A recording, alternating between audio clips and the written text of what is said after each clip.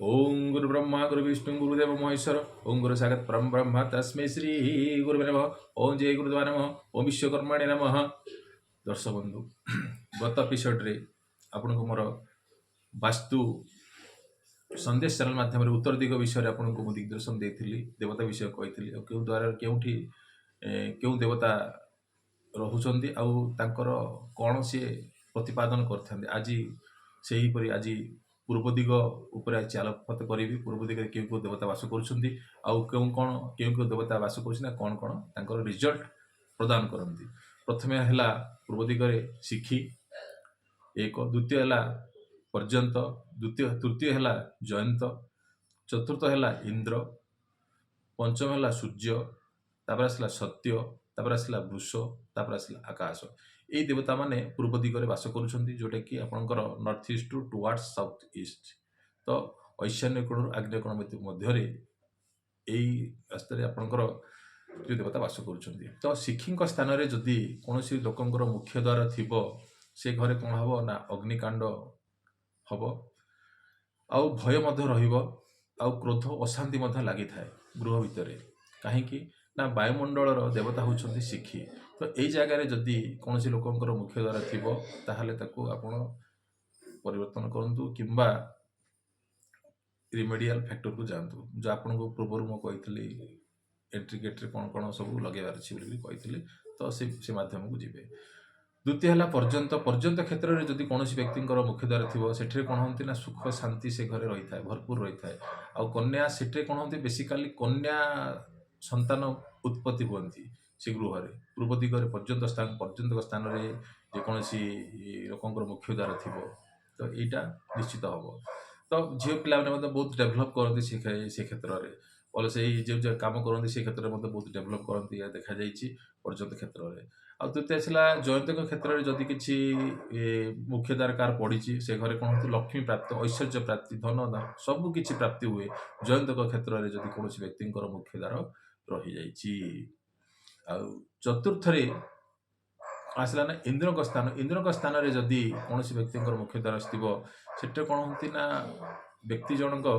Government service holder था आउ कौन करते ना उच्च कर्मचारी माने उच्च पदवी कर्मचारी होती है आउ किंतु गोटे कथा है जहाँ भी कहली जे पूर्व एपिसोड रे कि एपिसोड जहाँ भी कहूँ कि मुख्य द्वार होथिबार अछि चारि कोण होथिबार अछि लोक कोन करती बंका टंका करिक रखती जोटा कि वास्तु सहमति सेटा नुह वास्तु सहमति नुह मुख्य द्वार माने कोन एरुंडी बंद जोटा कि चारि कोण एमती समान रहिबार अछि लोक ताको बंका टंका करिक रखुचंती जोटा कि ठीक नुह है। तो आम जेल आसिले कौन है इंद्र क्षेत्र में बहुत लोक पावर कॉन्फिडेंस लेवल बहुत थाए इंद्र के क्षेत्र में जब मुख्य द्वार थाए आउ आसला कौन आसला पंचम सूर्य क्षेत्र में जदि कार मुख्य द्वार किसी रही जाइए कि अच्छी से व्यक्ति कौन करे ना आलस्य जीवन बिताए कौन से कौन माने से जिनस थाई कि से व्यक्ति ठीक से खाई पारे नहीं। तो यहाँ हूँ कार ना सूर्य माने पूर्व दिगर कथा मुझे जो पूर्व दिगर जार मुख्य द्वार थी खाद्य थाई से ठीक से खाई पारती आ वृद्धा बयस से कहते हैं पारालीसीस रोग में आक्रांत हूँ वृद्धा समय आउ गाड़ी घोड़ा यू जिनस एक्सीडेंट होता है पूर्व दिगरे जो मुख्य द्वार थाए सूर्य क्षेत्र में। तो सत्य रहा सत्य देवता पाखे जो पूर्व दिगर रहा सत्य देवता नाटा है सत्य किंतु व्यक्ति सब कहते असत्य व्यक्ति कथा हूँ जो व्यक्ति पूर्व दिगरे यही जगार जदि कार मुख्य द्वारा पड़ी से व्यक्ति खाली मिछ कहती है से व्यक्ति आप निजे अनुमान करेंगे जहाँ भी कहे से क्षेत्र में से मिछ गुटा जोड़ी थे कि नोट आजिकल क्षेत्र में तो विभिन्न लोक प्रकार बहुत मिछ कथा कहते किंतु यहीटा हूँ सत्य माने सत्यर एरिया रे जार मुख्य द्वार थी माने पूर्व दिग कथा कहूँ आपको है आउ बेसिकाली वृष वृष क्षेत्र में कौन रही ना मुख्य द्वार थे से व्यक्ति कौन बेसी क्रोधी आउ कौन ना हाँ इगो माने मु निजे सबकि आ मु जहाँ कहबी लोक ताको मानिबा पड़ो है आउ जदि मन माने से इग्नोर करती। तो यहाँ हूँ कौन ना वृष क्षेत्र में जार मुख्य द्वार पड़ी पूर्व दिगरे कथा कहूँ है। नेक्स्ट आसला कौन ना आकाश आकाश देवता फिल हो कौन से कौन जहाँ जो व्यक्ति माने that mean south east exact south east पलि कौन प्लेसटा है। तो से जगार जदि कार मुख्य द्वार थी से घरे कौन हुए ना व्यक्ति चोरी हुए है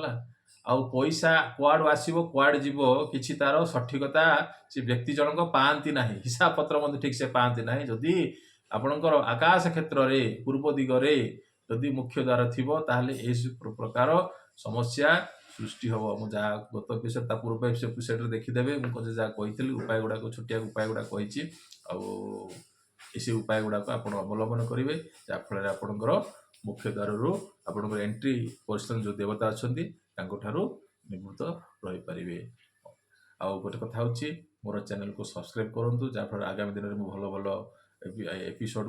ଗୁଡ଼ାକ ସବୁ କିଛି କିଛି ଇଏରେ ଆସିବି। ଆଉ ଲୋକଙ୍କର ମଧ୍ୟ ଫୋନ୍ ମଧ୍ୟ ଆସିଲାଣି କେତେ ଗୁଡ଼ାଏ ବିଷୟରେ ଜାଣିବା ପାଇଁ, ତାକୁ ଧୀରେ ଧୀରେ ମୁଁ ଆଗକୁ ନେବି। ଆମର ଚ୍ୟାନେଲ ସବସ୍କ୍ରାଇବ୍ କରି ବେଲ୍ ଆଇକନ୍କୁ ଟିପନ୍ତୁ, ଯାହା କିଛି ନୋଟିଫିକେସନ୍ ପାଇଥିବେ ତାହେଲେ ସେ ସାଙ୍ଗେ ସାଙ୍ଗେ ଆପଣଙ୍କ ପାଖରେ ପହଞ୍ଚିଯିବ। ନମସ୍କାର।